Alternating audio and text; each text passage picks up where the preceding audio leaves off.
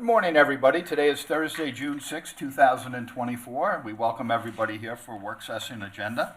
If we would all please rise for the Pledge of Allegiance. Councilor Kemp, would you please lead us in the Pledge of Allegiance?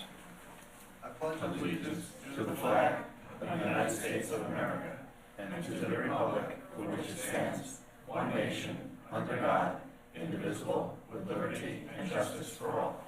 Thank you, Chris.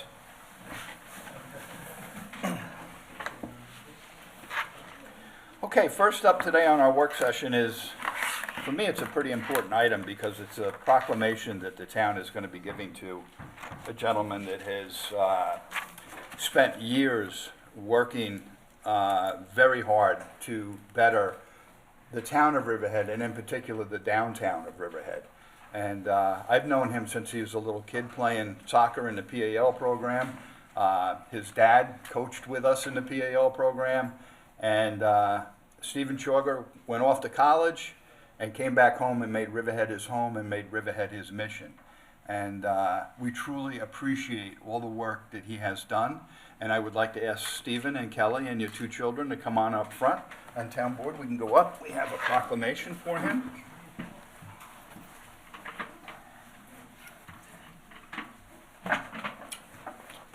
Yeah, right up there and turn and face the cameras. And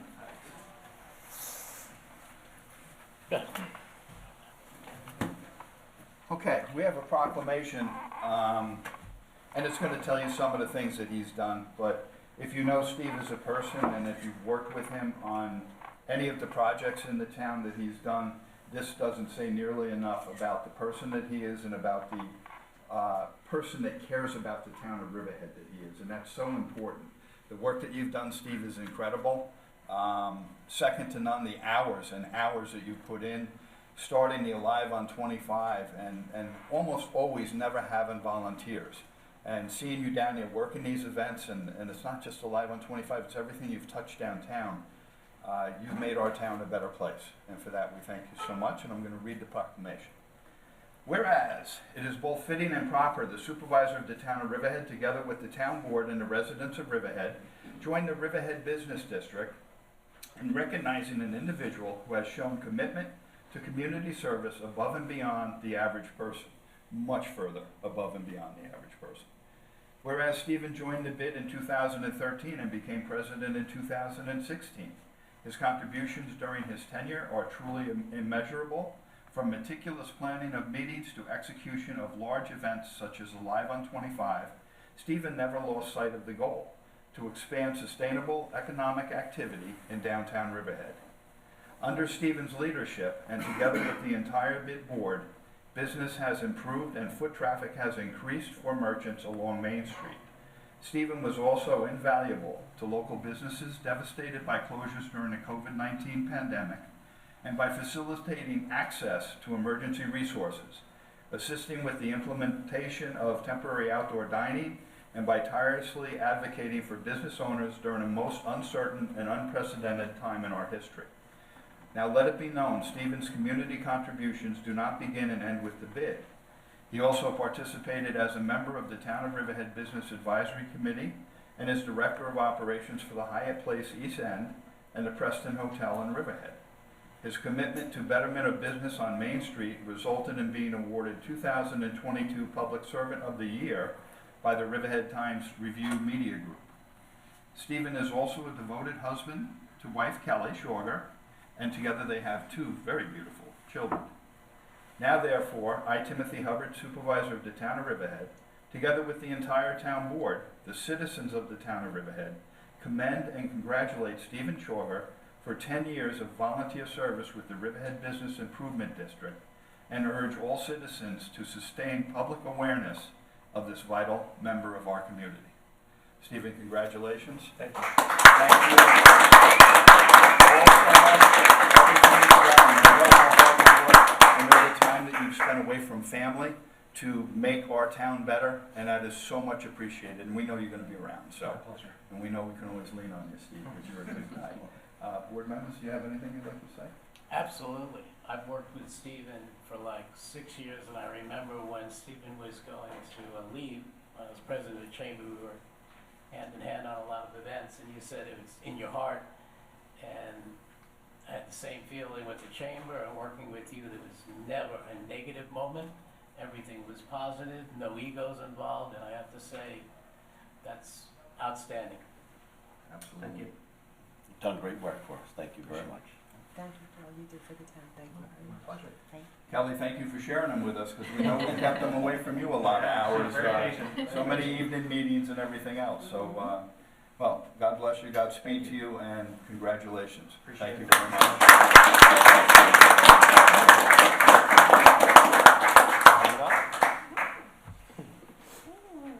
Bob. Come on, don't be shy. Hey, Al. Hey, Alec.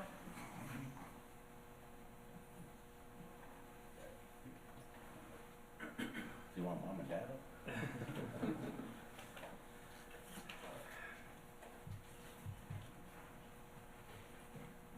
We're good. Thank you. Thank you, everyone. Thank you so much. Enjoy. What is going on? Very, very well. Yes.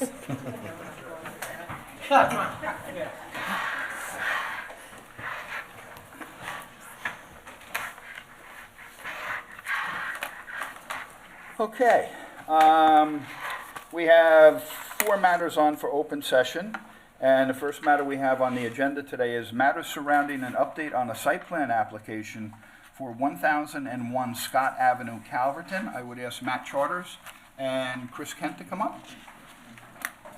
And anybody else you might have? Yeah, we have Alex. Okay.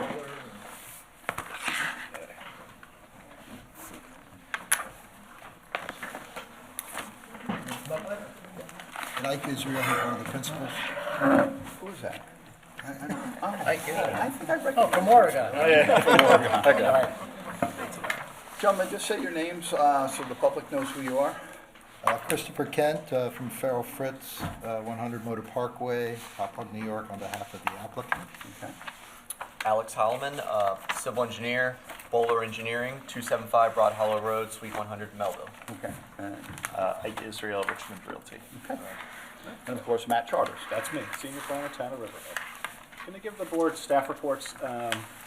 If the gentleman on the board recall, we first reviewed this application back in, it looks like August of last year.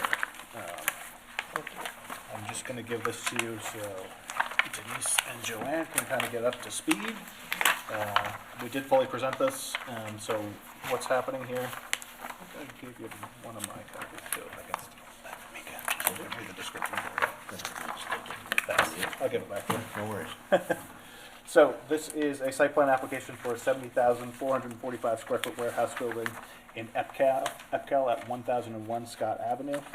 The way the applicants have it set up now, it's divided into 3 tenant spaces, about 24,000 square feet each having 7 loading bays and a trash compactor, as well as 2 outdoor storage areas. And this is in the PIP. In the PIP. Okay. So if the board recalls, we did coordinate SECRA on this because this is a type 1 action and has more than 50 parking spaces back in September. We've had no objections to lead agency on this project. The applicant has responded to this staff report and pretty much addressed all our issues. It is a conforming application to the code. We do like to see those. So we're really just looking to move this forward. One of the things that was outstanding, if the board is not aware, in Epcal, on a lot of the properties in the Vermin subdivision, there are water lines, drainage easements that go through all of these properties. So one of the things the applicant had to do is, work with the water district to relocate a lot of this infrastructure. So in early spring this year, they did get a map and plan. That was kind of the last thing we were waiting for on this to move it forward. So the action before you guys at the next town board meeting, I'm going to recommend a negative declaration pursuant to SECRA and to schedule a public hearing for the 2nd meeting in July. And if the team has anything else to add. Yes, good morning, everyone. I just wanted to add a few things. So there was a resubmission based on all the comments received from planning staff. The submission was on April 12th of this year, 2024. Addressed all of the comments raised in the report.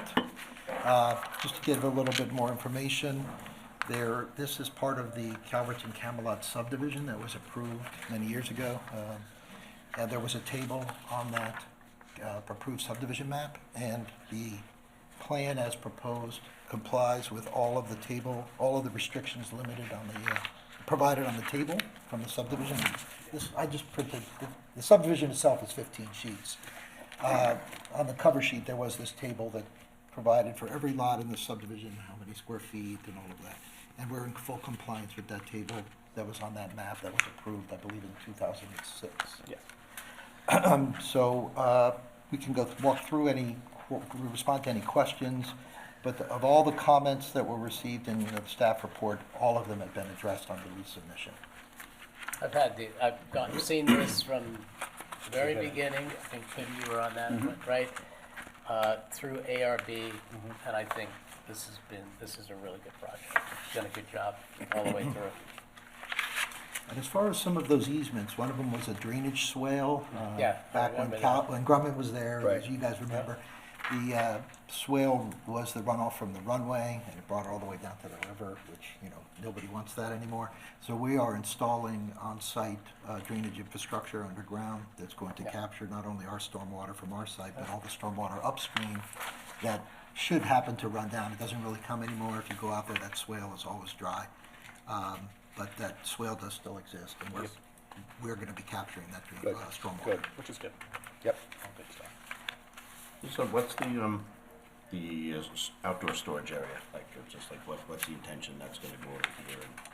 At this We'll let time, Alex speak for that. yes, at this time, there's no exact specification for what will be stored out there, but we know within the regulations of what could be, so you're thinking sort of like materials for the tenants involved, whether it be like steel, concrete, other items, building materials, different things that would be stored in an outdoor yard for industrial uses. And that's Looks like permitted it's under the fenced in. code as long as it's properly buffered and screened. And one of the comments received in the staff report was to retain the natural buffer Correct. along at the front along Scott Avenue. That's my next question. And So that will be explain like a little bit about what the front area side looks like in terms of aesthetics. Yeah, so there's Plans. some existing tree cover there now, so originally when they submitted it was gonna be cleared and they had a fenced area, but I think, Let's use this one. Very nice. So this is a color rendering of the site plan overlaid kind of on existing conditions. Maybe Justin Wait, can, yeah, they can put it up on fire the up screen. the eye on the I have it sky. here too. So we can show you.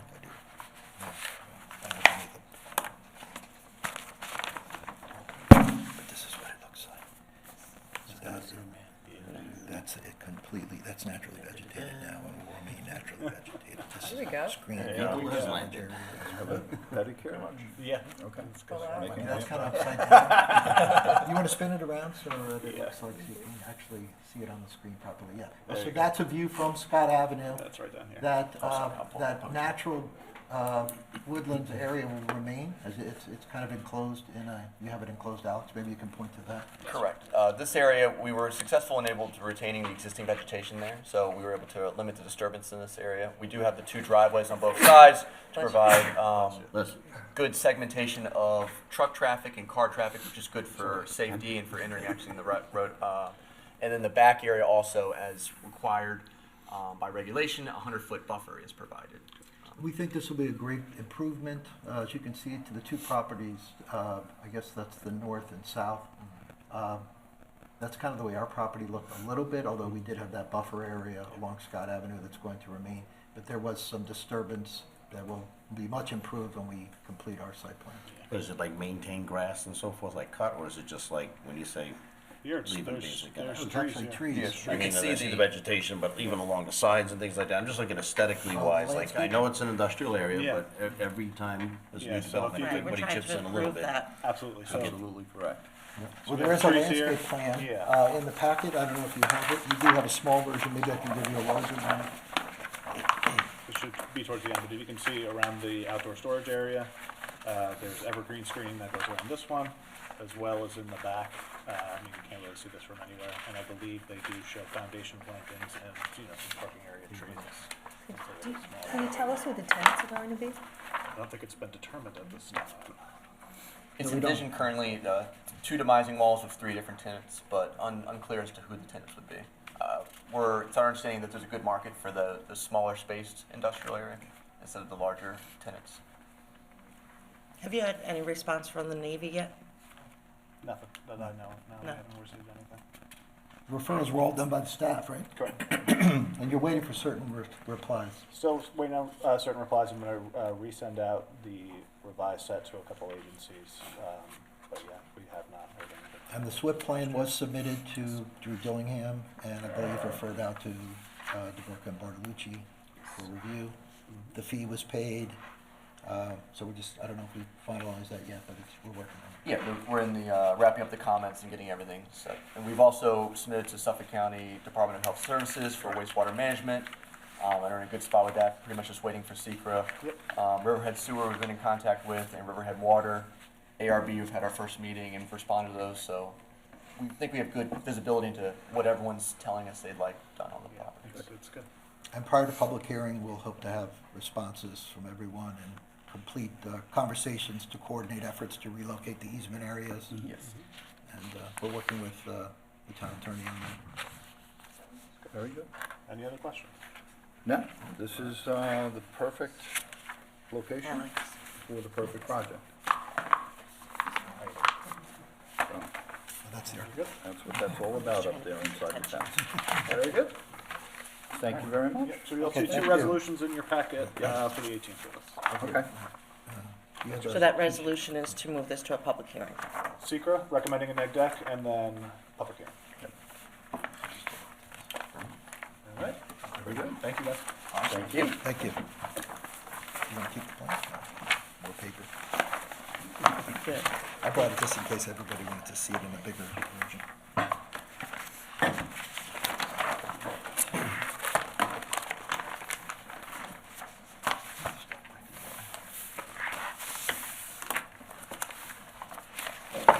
Okay, the next item we have up Good to see you.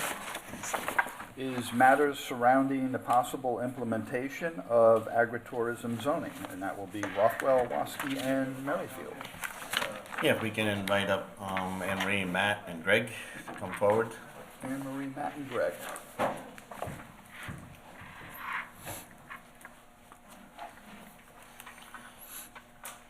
So the agritourism code has been in the works for probably about 2 years, right?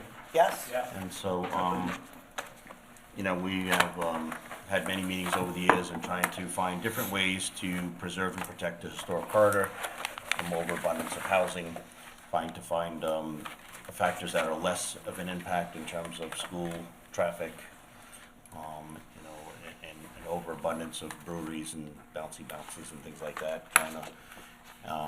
But this was a major factor, I think, in giving farmers an additional tool, as we've said in the past, a preservation tool. In simple terms, they'll go into more details, but essentially any development within this region would be a 70-30 split, 70% preservation, leaving 30% development. And for any type of developer within that realm, want to get his or her maximum density in any particular project, they would be faced with purchasing TDRs, which becomes another tool for a farming community. So I'll let the legal team explain it a little bit better than I. But that's the simple gist of why we've been working on this for so long. So planning and legal have been working on this for about 2 years. This final version has incorporated comments from the public, from the Riverhead Farmland Committee, and I think we all think it's a very good product. It is a method to preserve farmland, whether or not it's farmland on site, because it'll be 70-30, or if the 70% is already encumbered by a deed of development rights or conservation easement, it will trigger and require the purchase of development rights, which is preservation of farmland.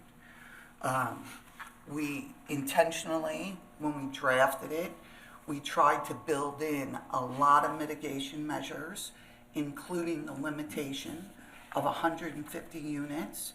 And I'm not a secret expert, but we did that because... Yeah, so the New York State DEC, the ministers of the State Environmental Quality Review Act, There's what's called the Full Environmental Assessment Form Workbook, which assists municipalities in determining impacts and filling out the EAFs. They have a guidance document which sets significant thresholds for projects which could be considered significant impacts in terms of trip generation, which is generally considered to be 100 trips per hour. That full EAF workbook sets the threshold for hotels at 250 rooms to be considered a, quote, significant trip generator. This code limits it to 150, so I mean, it's it's almost 50% less. I think the key component in putting this together, I've said all along, was to preserve the historic corridor, but mostly its aesthetics. Okay, so Riverhead is a farm-based community, and that's what we're looking as we travel down Sound Avenue. I love riding it all the time on a motorcycle, and it's like, I want that to be preserved and stay like that forever. And I worry that other future developments wouldn't have these type of restrictions with being so far set back. So if an inn or something is built in there, it's not visible from Sound Avenue corridor as you go down. This legislation forces any developer to must engage with a farmer and the farming community and to farm. In this region, this is a premier agricultural soil. Having a developer engage with a farmer keeps our agricultural thriving in a community. And I think that's like the aesthetics, I think, is the most important aspect of this, is like, what will Sound Avenue look like 20 years, 30 years from now? And I want the farming community to be able to be as successful as it can, but I think if we just allow to keep doing more and more breweries on the whole length of Sound Avenue, you're just competing with each other, and you begin to like stifle, and that is a far greater traffic issues and so forth than preservation farming itself. So I was just And gonna, the aesthetics, I was the gonna touch on preservation of that. the aesthetics and the Sound Avenue corridor is built into this. yeah, so number 5. Yeah. So use of land shall be configured in such a way to protect Sound Avenue historic corridor and provide open space views of agricultural from all external roadways. So whatever's going to be developed on this property has to be situated in such a way so it's not going to negatively impact Sound Avenue or the corridor. You can't see it, that's in the code. And Matt, to that point, Yeah. this isn't going to allow vertical farming, Correct. correct? No vertical farming. Yep. So that was, That was incorporated. There was some questions about whether that was allowed. Number 7 says that essentially the restriction that the lands restricting development and preserve for agricultural production shall be preserved for agricultural production, and the agricultural use production shall be limited to agricultural uses dependent on the use of agricultural soil. So you're not going to see a proliferation of vertical farming structures, whatever shape they may take. It'll be traditional farming, which our code defines agricultural production as the use of soils for crop production. So. And in our new comp plan, we talk about vertical farming, and we want to give farmers the ability and tool to utilize that, but maybe not on the premier soil, so to speak, but maybe vertical farming is appropriate in industrial areas or others, where we have sand collections and so forth. But this does not in any way change or put any restrictions on any farmer within the town of Riverhead. This is an additional tool. This is land that is given to them by the developer to say, hey, I need a farmer to please come onto my land and to utilize my land, and whether it become the aesthetics of a vineyard up front or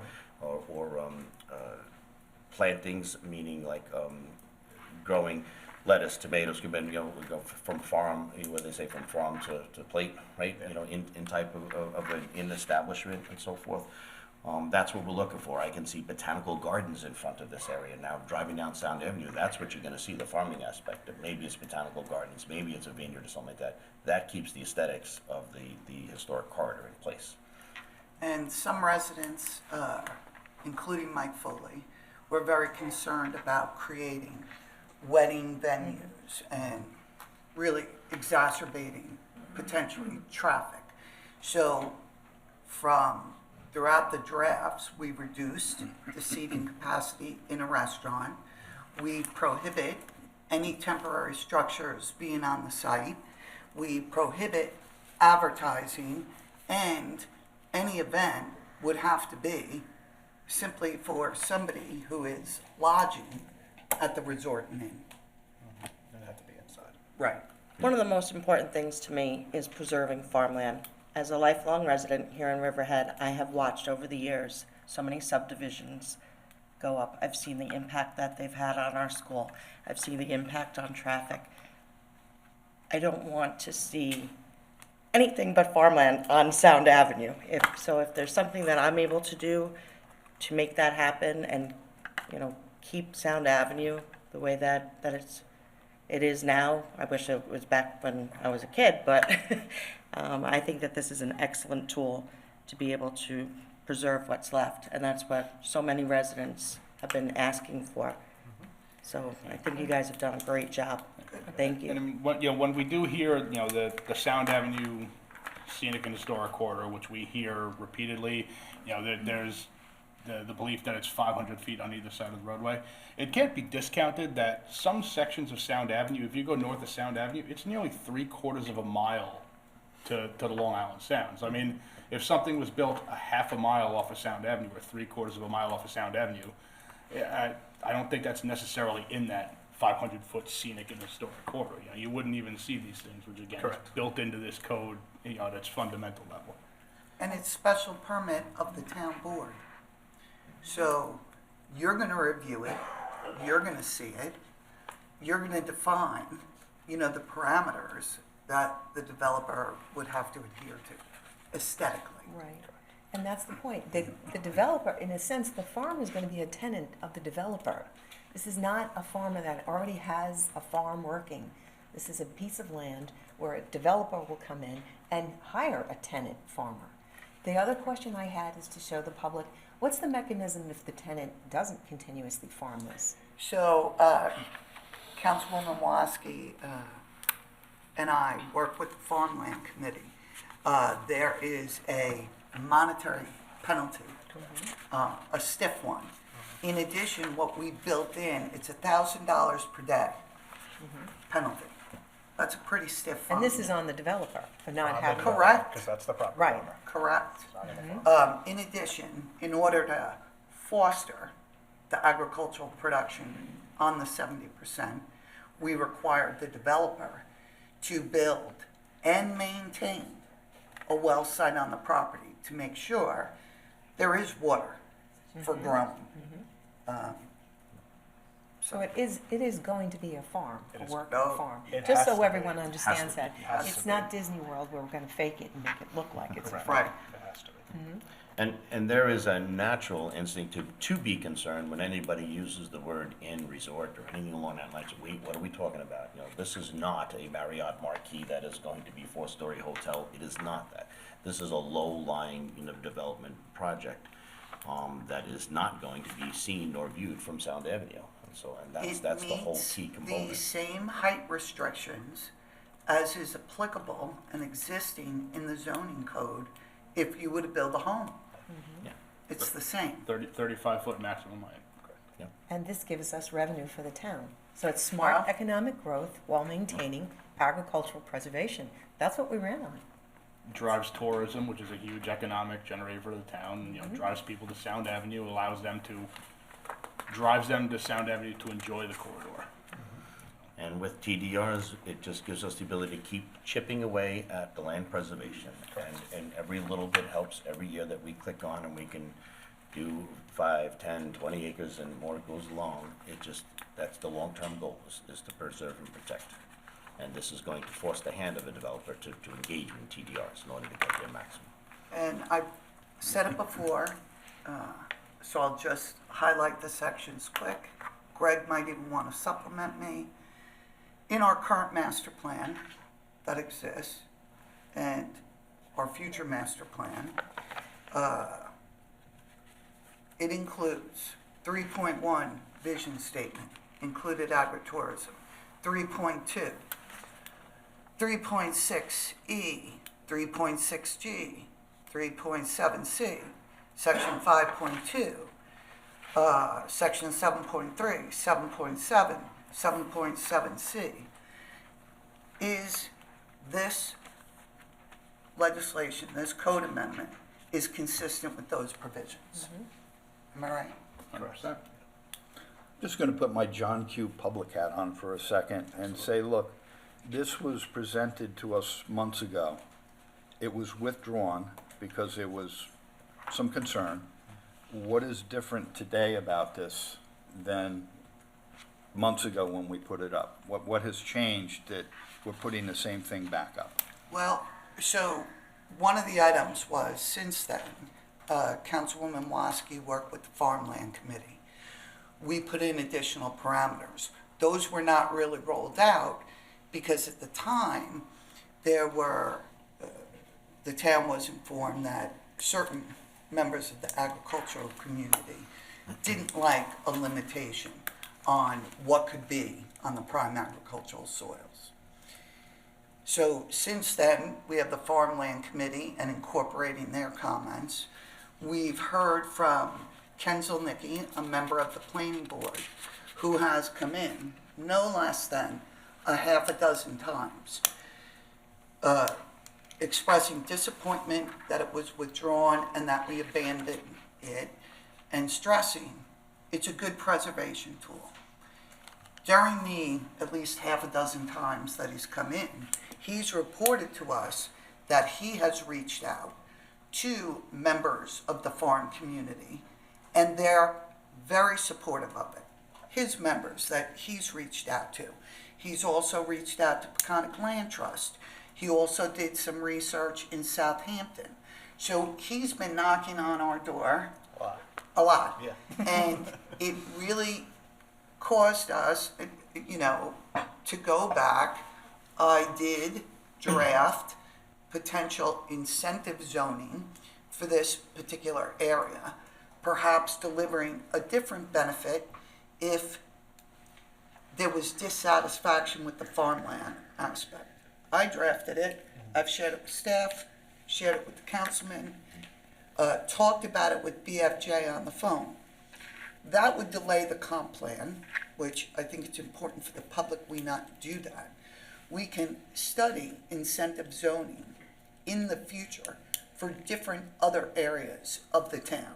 And we would do a generic environmental impact statement. So we have this solid legislation, we believe.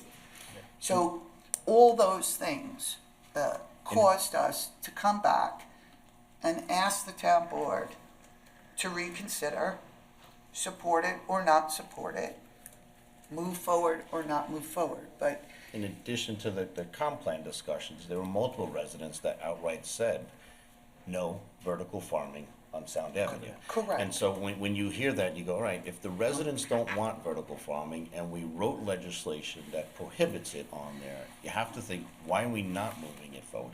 It's an additional tool to farmers. And it does not, prohibit them in any way for any operating farm in the town of Riverhead. This is just one more tool. Use it, don't use it, but that's what we're giving them. that's really a key point I should have pointed out, that at the public hearing, particularly on the draft environmental impact statement for the comp plan, you saw numerous residents get up to the microphone. No vertical farming on the prime soils. No vertical farming in our residential areas. The APZ, RA80 and RB80, if you look at the code, agricultural production, single-family residences, they're like married in those groups. And that's what the public said up at the podium, one after another after another. I wasn't here, but I was watching it at home, and I just kept taking notes. And I recall farmers speaking at the podium in favor of the agritourism as well. yeah, Recently- there are, recently. I want to admit to the town board, there were residents who opposed it. We considered their opposition, and that's why the number of units was reduced. The, quote, farming component was strengthened. So we did make changes to try to address some of the opposition, but This has grown stricter and stricter, since its Yeah. initial, beginnings of 2 years ago. Correct. And we've continued to add things. And I think that residents initially, again, as I said earlier, of course, there should be an immediate, like, wait, an inn, a hotel, what are you building, what is it like? But I think when you take time and you're able to explain it, and explain what the aesthetics will look like, you know, where there's approximately 5 different parcels that this will apply to, what will it look like? It's gonna look like farms on Sound Avenue, and you kinda say that's the best bet. And it does put, these buildings on our tax rolls, so increase our tax roll. It keeps kids out of school districts. It keeps the main reason, historic and preservation, the aesthetic looks of the Sound Avenue corridor. I have said it multiple times in the open, I would not favor anything in which that I would have to travel along Sound Avenue in the future and see shipping containers or anything stacked up high. I told early on that I don't support, schools in our industrial zone, but, absolutely vertical farming, I mean, like that, go and that's sandy soil and so forth up in Upcale, that's where these things belong, and then they can certainly, and so we put vertical farming, we've entered it into the comp plan, and it'll have its place in Riverhead, I think, in the future. Just don't want to see it right along the corridor, because I think that's our one preservation tool, that's our aesthetic view, that's the definition of what Riverhead should look like and always be remembered. This is a win for Sound Avenue. Yep. Just want to go back a little bit. You mentioned Ken Zilnicki, in case people out there watching don't know. Ken is part of a multi-generational farm family in our community that has farmed a lot of farmland in this town, and they know what they're doing, so I respect his opinion greatly. We heard from a lot of farmers. Originally, when this was brought up, I was in favor of this. The benefit of preserving the land to me is huge. That's first and foremost. Then secondly comes the amenity that's on that land. And the amenities, the more amenities this town has, the more prosperous and the more successful the town is going to be. And that's why I love this idea. Then I faded away from it because we got into the conversations with some of the farmers, and they felt like they were being limited. You're telling me what I can and what I can't farm.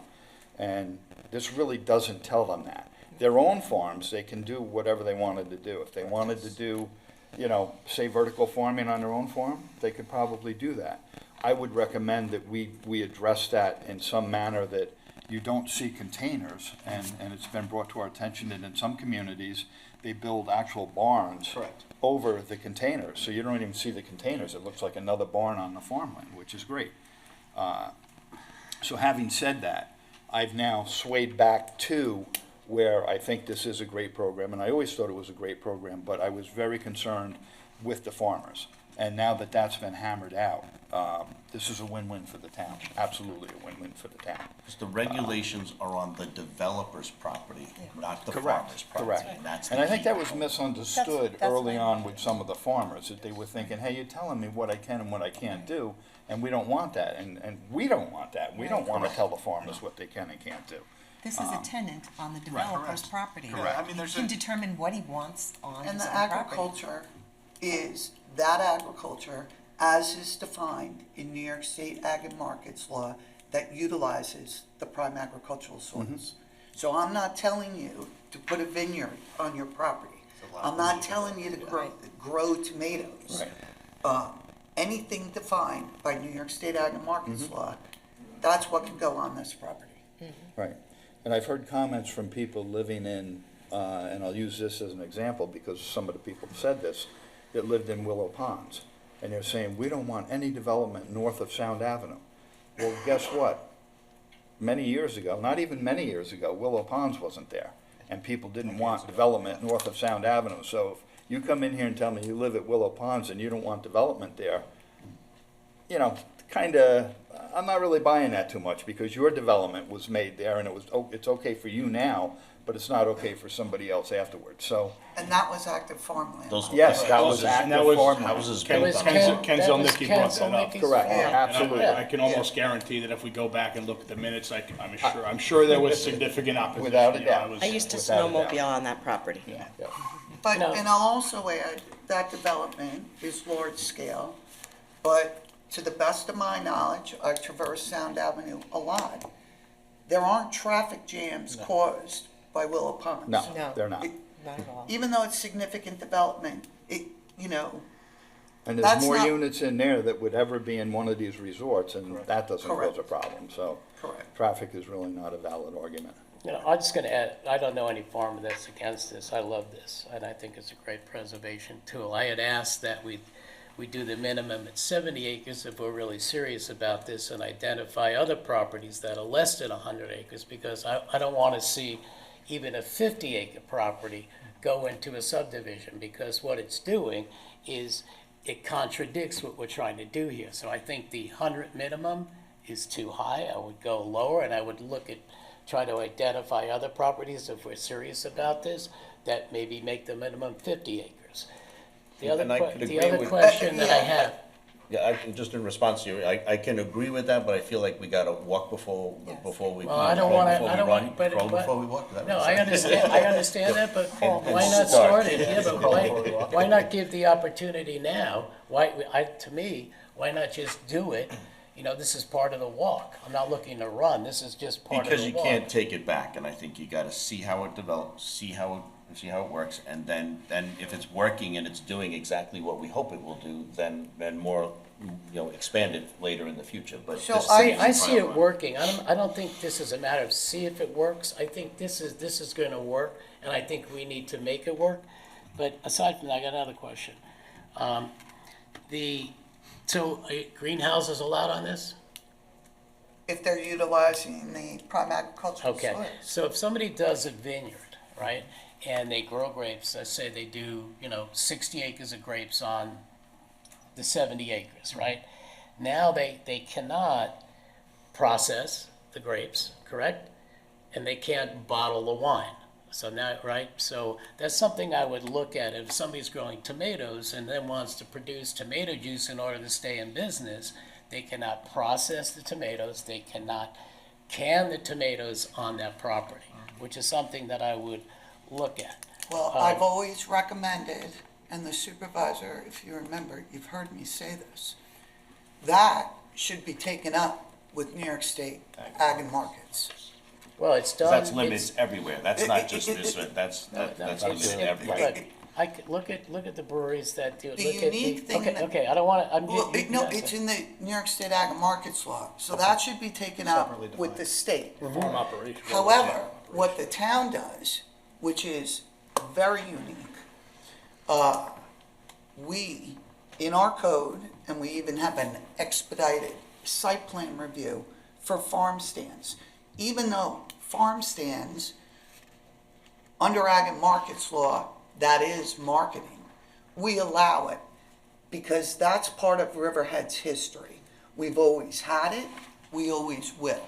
And that's why even in this code, notwithstanding New York State Ag and Markets law, we allow for a farm stand. And for those not familiar with upstate, hotels are not, they're on agricultural land, they're part of the thing. So this may be new to us, and it doesn't scare me. not I'm a new very concept. aware of this. I tried to do this 20 years ago on Martha Clara Vineyard. So this is nothing new. Something I will say, the three people that spoke against vertical farming, and I don't know what's going on, and I'm just gonna say this. One, people don't understand the expense. Two, it's been around for 20 years. How many people have taken advantage of it? It's very expensive to do. And I'm not saying put it in or don't put it in, but the misnomer about vertical farming. And the other thing I'm gonna add to the people, 50% plus people that live in this town have destroyed somebody's view because their subdivision is on farmland. That's why, one, I would relook at the minimum here, because I think this is a great thing, and there may be other opportunities, that people want to do. And also, I want this to go to the Ag Advisory Committee as well to review. They've already reviewed it. This particular, Yes, what, who yes. reviewed it? We sat down with them at a table with No, the this, supervisor. Yes, this one. With the changes recommended by the Farmland Committee. who was at that meeting? I'm just curious. The supervisor, Councilman Rothwell, myself, Rob Carpenter, Phil Schmidt, Matt Pendleton. Okay. Am I right? Yes.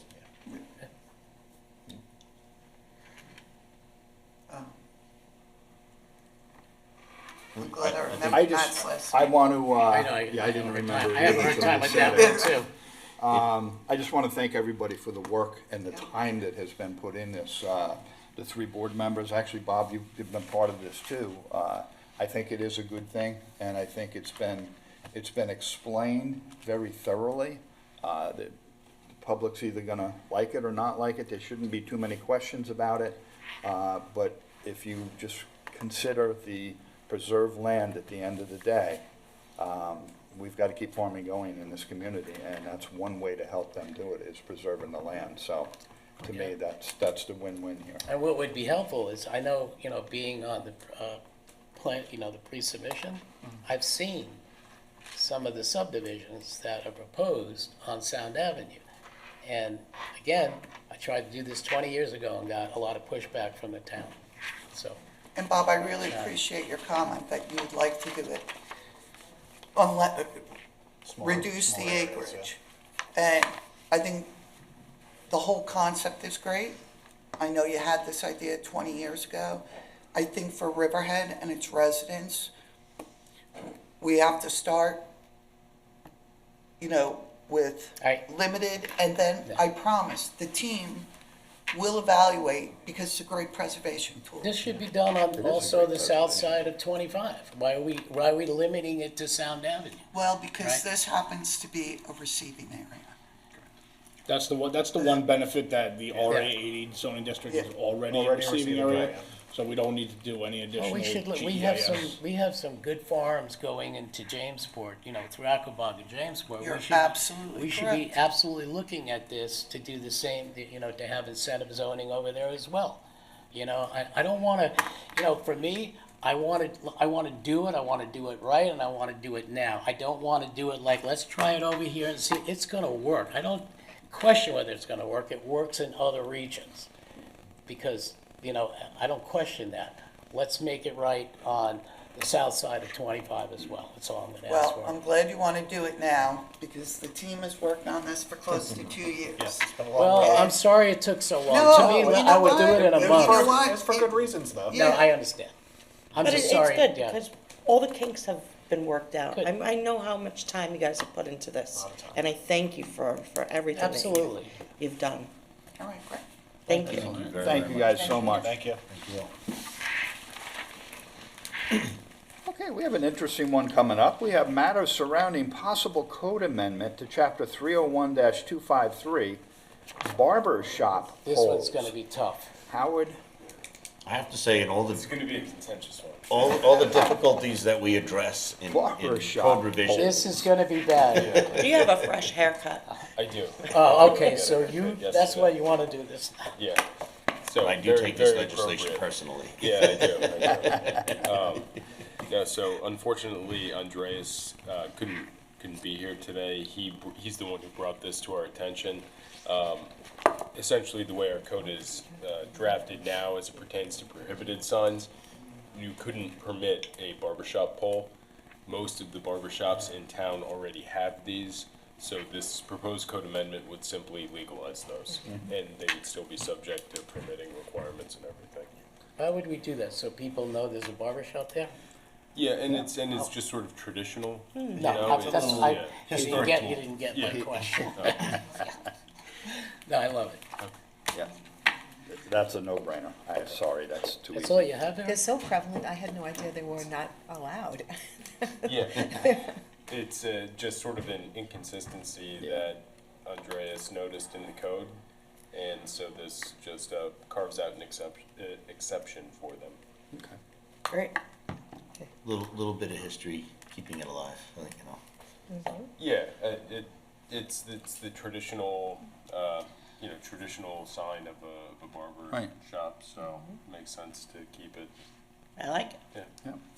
All right. As long as you're not asking for red lights to be approved for houses. No, Okay. no.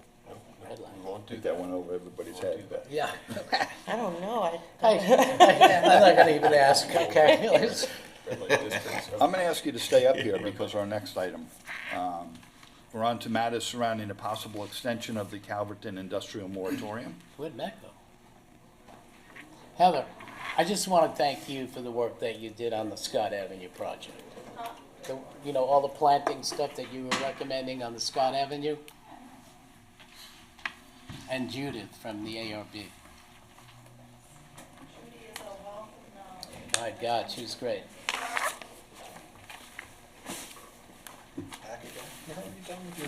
Emery, do you want to come up too on this? It's very contentious argument.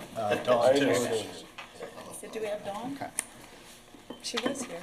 I wish I would have had you in here to support me during the whole barber shop talk. You know? I am my own barber now, I'm so sorry.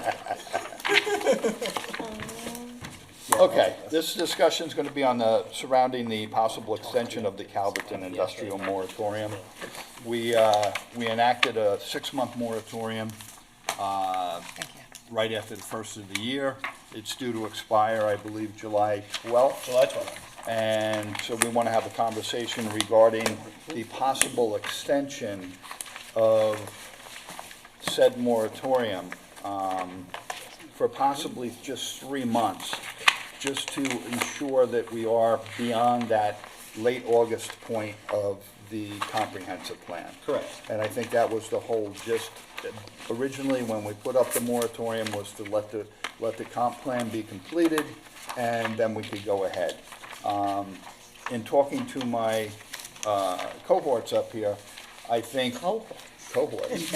I think we have to look at this maybe, and my concern is, after talking to fellow board members, is that this was, maybe we overreached our bounds a little bit in shutting everything down in that area, and our main focus really was warehouses.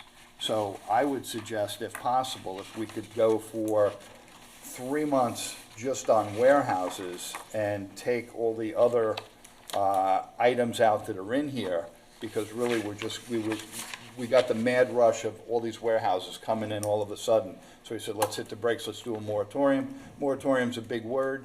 It means a lot, and so we have to be careful with it, but I'm not concerned about other projects coming in as much as I am the warehouses. So my suggestion would be, if we could do this for a 3-month or a 2-month, whatever we think it's going to be, time period, just on warehouses itself, to get the comprehensive plan completed, and then move on from there. So I'm going to ask my board members what their thoughts are on this. Can we add logistics into that?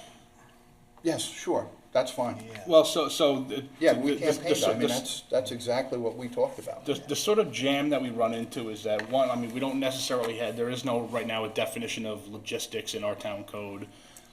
We have applications, so for example, the Calverton Industrial subdivision, also known as the Ostad subdivision, which is the 130 acres directly to the west of Splish Splash.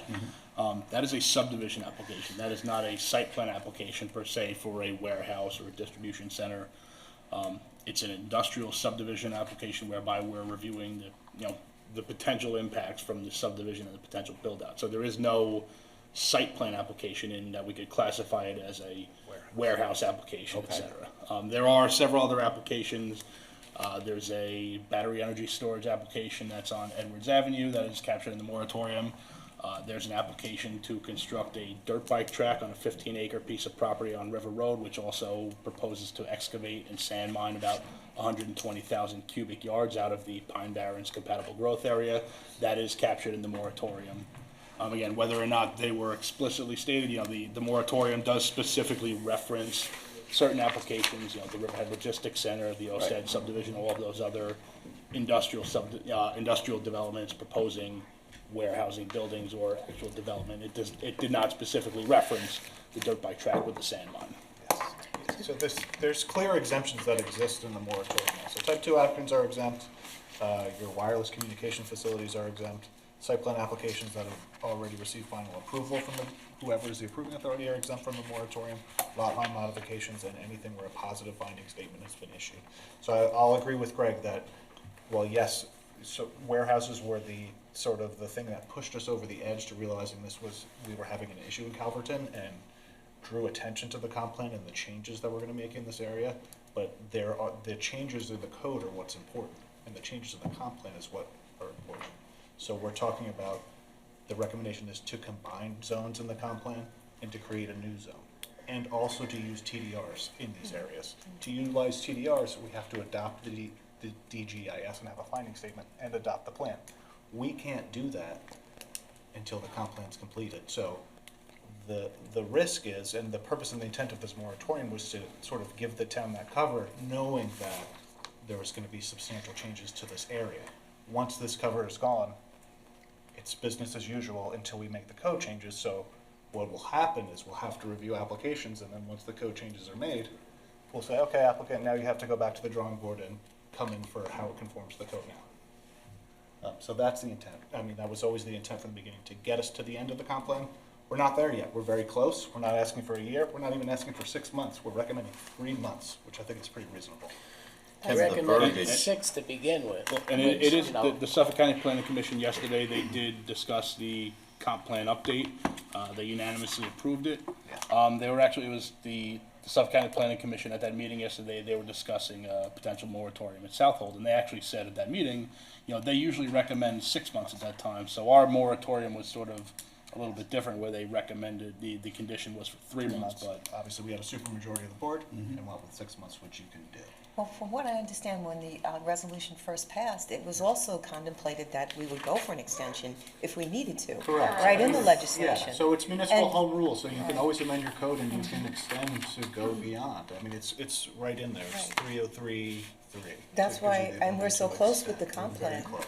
That's why I support the moratorium. I don't for take just this a couple more months. matter lightly. I mean, property rights are very important. I mean, but we have a monumental task ahead of us in updating this code and, you know, making sure things are correct in Calverton, and I wouldn't want to do anything to hamper that process. And I understand people own property and they want to develop, I really do.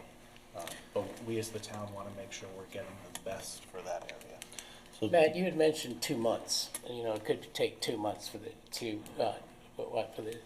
just on this particular item, right? To do the code. You said maybe it's 2 months. Well, maybe we're it's going, 3 we're going months. to prepare, first we're order- gonna, we're gonna prepare the final EIS. Yes. There's a comment period Right. for that. We're gonna adopt the finding statement. We're gonna adopt the comprehensive plan with any potential amendments that the town board may wish to discuss. And after that, we start drafting the actual amendments to the zoning And it's code. Okay, and the we zoning put map, all of agritourism that. in the comp plan, but yet we're drafting the code right now. Why can't we Well, start well, drafting the code? agritourism for the- was, I- resorts were mentioned in the 2003 comp plan, so this is not, that's not something that's just Okay. out of left field, like coming out of nowhere. That was mentioned in And 2003. R80 is already a receiving area. Okay, so another question concerning the bike track. You talked about sand mining. What are our fees right now? Because it's my understanding they're really low, since It's like $2. It's $2 a cubic yard. I mean, yeah, but I don't want, this is a discussion on. I Yeah, understand it's that, but I a want to picture address of that that. right Yeah, after that's this. another Yeah. Yeah, project that- to undertake. absolutely, and I don't want that to fall. I think what I'm looking for is a more definitive timeframe as just, 3 instead of months. 3 months. But Yeah. I understand that's what's written here, but spell out for me the day we adopt the comp plan, So we a adopt the- calendar schedule. Yeah.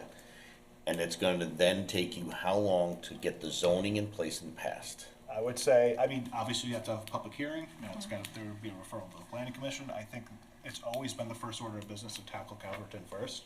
I'd be very comfortable with saying it's gonna take a month. It's not gonna take very long as we're efficient. I And mean, then I don't if- wanna get us any time, an unreasonable timeline, but it's always been the first thing that we're gonna address. But if there are comments at the public hearing that Correct. require revision, Yeah. so It's there's, you know, so a we've little bit of extended a- some of the timeframes for comment in the comp plan, which has kind of pushed us out of what our original thought was on the timeframe, and then the potential for comments on the draft zoning, because it's a controversial or not controversial as much as just an Yeah. important issue to really properly vet, to make sure that we cover all our bases there. And then, you know, as Matt said, it's gotta go to Suffolk County Planning Commission, so there's, you know, Yeah. dates in there, so the fastest, if everything went perfect, would be about a month, but Yeah. it could Could be two. depend. So legally, can you rephrase this, that the moratorium would take place for, you want 3 months, 90 days, or until a comp plan and proper zoning is implemented, whichever is a shorter distance? You can't, you have to have a definitive end date. Yeah, Yeah. we do. should it be completed in 2 months instead of 3? Could we resolve?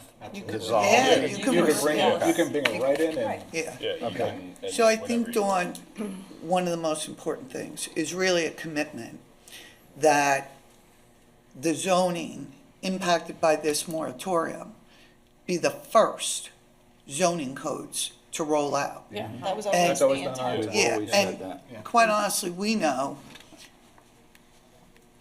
we can, quote, start drafting that pretty soon. Yeah, Yeah. Yeah, I mean, We already actually know start what the drafting, comp for plan a- looks like. Yeah. We've heard some comments back from the town board and residents. So We can work on that. It's just Yeah. the implementation. I mean, I know it's important for this board to utilize TDRs in this area because that's how we're gonna grab some, and that's the part of the risk. Like, we could have the code ready to go, but we just wouldn't be able to utilize that until the comp plan's done. But you have correct. no guarantee that it's gonna be 3 months. It could take 4 with public comments, it could take 5. I mean, that's with anything though. No, I understand, but I board should just, have I the need to get a flexibility to give the sense. public the input Yes. they want to give, and Understood. so that's up to you guys, but it Yeah. gives you at least that opportunity to hear. And I mean, I just I want would like to this- see some exemptions out of here. That's what I'd like to see. I mean, this thing, I was never in favor of blanketing industrial land since we get under $3 million a year in taxes from industrial land versus $118 million a year plus from residents. So that's a huge imbalance. So to stop everything on industrial land over this, I'm not in favor of at all. I'm just gonna tell you now. I think it's, you know, and the time, and this is, you know, I think you're doing a great job, but I get really concerned, none of us are in control of the timing. We could hope, we could be optimistic that, and I appreciate you're gonna work on the code, but to Dawn's point, we have to address public comments, et cetera, et cetera. And I just would, Yeah, that's gonna happen no matter what. so, exactly. That's part of the process. I mean, I do want to be, this is not a permanent moratorium. I don't want to put in the board's mind, the public's mind, there is no such thing as a Nobody wants permanent that, moratorium. The comp plan does not recommend rezoning Calverton, you know, do-nothing Understood. zoning, agricultural zoning. There will be development that is realized out in Calverton. As it's been since the town adopted zoning, it's been an industrial zone. So I don't want to present the misconception that this is You're not. remain You're not- untouched you're not forever. present- It This is is not so. presented in any way, shape, or form what you're saying now. What I'm saying is, there are some people that have options on property right now that are sitting and waiting, okay? There are, I want recommendations for what we can exempt when you want to resubmit this I to would- Suffolk County. I would say the recommendation would have to come from you. Yeah. My recommendation is to leave. Give me the projects that are out there so that I can make those, We give can me a tell you list. whatever projects are in the area, that's fine. I think it would have Okay. to come from the board for whatever they want specifically Great. exempt. But I will say this, Councilman, if we have recommendations that the board's largely comfortable with for this area, and we know we're gonna make this change, what is the purpose of reviewing applications under the current code and marching? It becomes a vesting issue, which is fine, if they're gonna have to change anyway. Right. I'm concerned, It's futile. again, I'm concerned with the timing, again, I'm concerned with the people that are ready to activate on industrial land. I've got to Do they have a respect them. pending site plan or application? If they Yeah, haven't- well, if they which haven't ones made it- do? Yeah. So But are they those close to have getting been approvals, addressed. especially and getting building permits and Yeah. meeting the definition of vested? It's kind of, I don't you think go in any like of them just a are. feedback loop, because Yeah, put just a scenario before you, if I can, like, let's say somebody, that it ends on whatever, July 17th or so, right? Okay. So, and somebody comes in with a large magnitude warehouse project and puts it on your desk and says, here, I'm filing today. Yep. Right? You're required to begin to review it. Correct. How long does it take for you to review that? And I'm just getting hypothetically, that you could then turn around and go through the proper steps before you issue a building permit? Like, It's just, just- If I it's mean, paused, it could be. I mean, it could be a significant amount of time, but like, I'm hypothetically, But you're Don't you you're mind this wasting project? people's time and money. but that's where I'm going with this. you're is I'm wasting saying- time and money because you're gonna be reviewing under the current provisions. But just to have that's it where I'm going with changed. it. Like, if you're right. telling me that it's going to take 2 or 3 months or something to process a large-scale facility through your office, I don't know how long it Yeah. takes.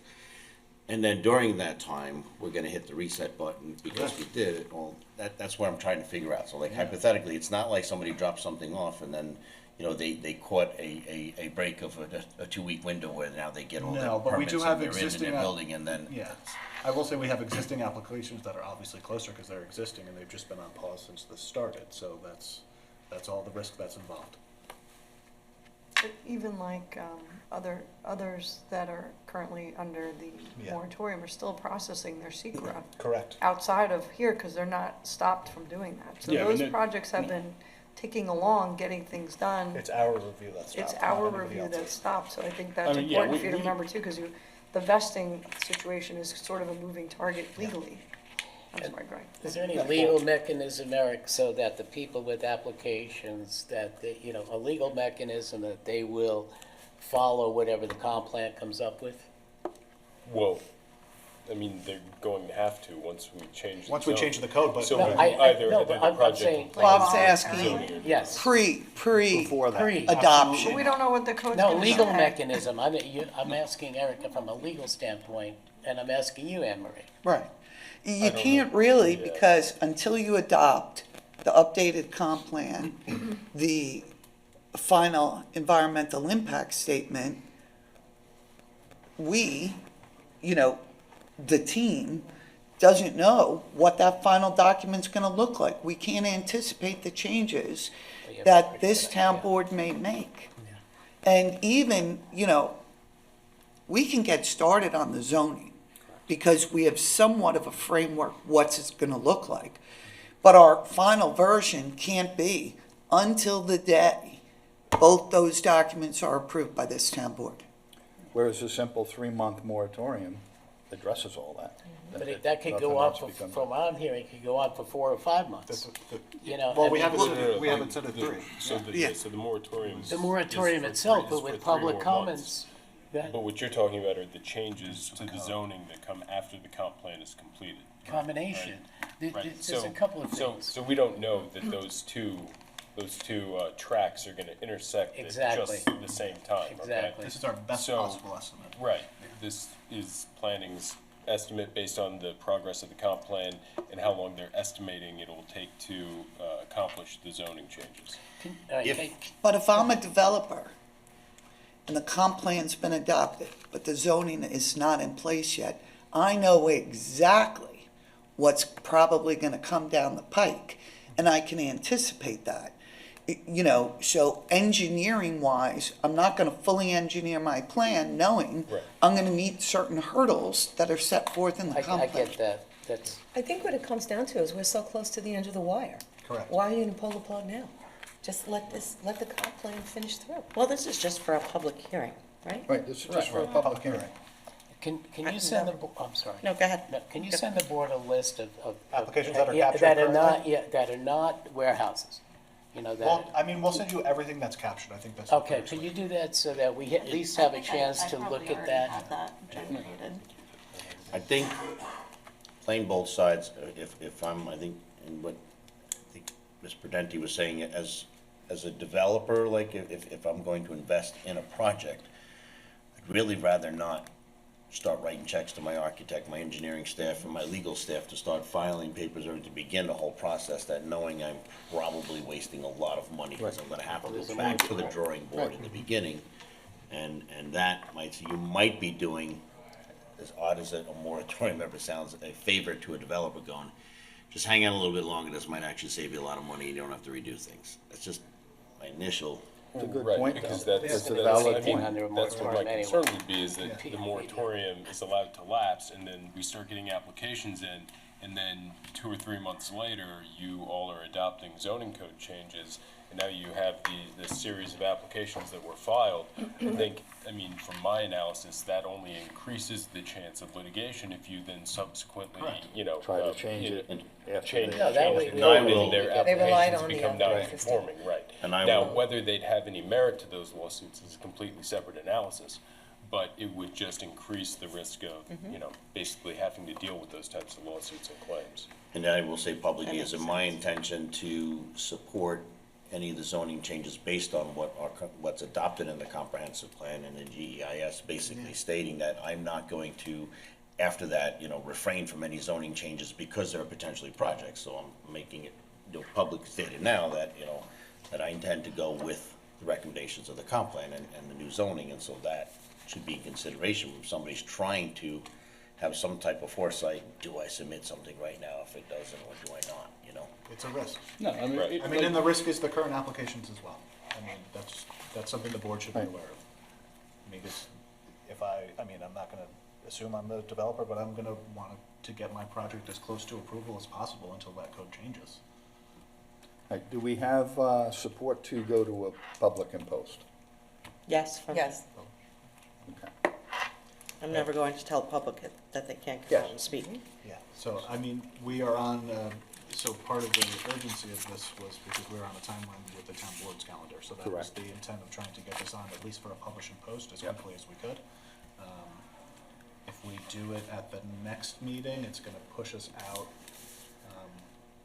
there may be a slight lapse, is Yeah, what there'll what be it a- may, what there'll it be may a run lapse. into. Unless adoption happens. Yes, I at- mean, potentially you could do, you have a public hearing and adopt on, a public hearing and adopt on At the same day. No, 'cause we'd have to refer to the planning commission before the adoption. So again, Yeah, I mean- we sort of anticipated this. We were realizing that the moratorium is expiring. Yeah. Again, we were like almost 6 weeks out when we started sort of, when I spoke to the supervisor's office, it's Yeah. sort of planting the seed that, hey, we're gonna need to discuss this. Yeah. Again, just based on the town board meeting timing, the meeting of the Suffolk County Planning Commission, the necessary timeframes for publish and post, having the public hearing, doing the referrals and getting it adopted. We wanted to ensure that there wouldn't be a lapse. A lapse, that's why it was somewhat sensitive. I mean, possibility of a special, I'll leave it to the town attorney's office and how we want to handle it, so there is no lapse, But we can discuss that. but just playing devil's advocate here, our next evening for, public hearing is not until August 20th. Correct, so that was the intent. So, Yeah. with that in mind, I don't know how that fits into your timeframe. That's, I you mean, wanna have a that's public if the- hearing, you're looking at August 20th. That's if the board wanted to hold it at an evening meeting. I mean, I will just say, pretty bluntly, I mean, this is an extension of the moratorium. This is not, Shouldn't be new without any information. changes, this is not I would imagine that public would support this, being that they were very vocal about the adoption of the initial moratorium. It would be different if we were just repealing the moratorium right now, but Or being that adding something new yeah, I mean, that completely. this is, I can't imagine that this would be a controversial, I don't have an a problem extension putting to this on a support 2 the o'clock goals meeting. and Yeah, so- intent of the original moratorium. You can schedule the public hearing for any time you like, as long as you're giving the 5 days notice. Yeah. So it's gotta go in the paper, and then 5 days later, you can have the public hearing. Does the public So- hearing have to be at a town board meeting? No, not necessarily. You could have a You could have special. a- Yeah, special. Right. There we go. Could do All right. that. I appreciate the conversation on this, thank you very much. You're welcome. So we're here for. Great. All right. Thank you. All right, that ends our open session today.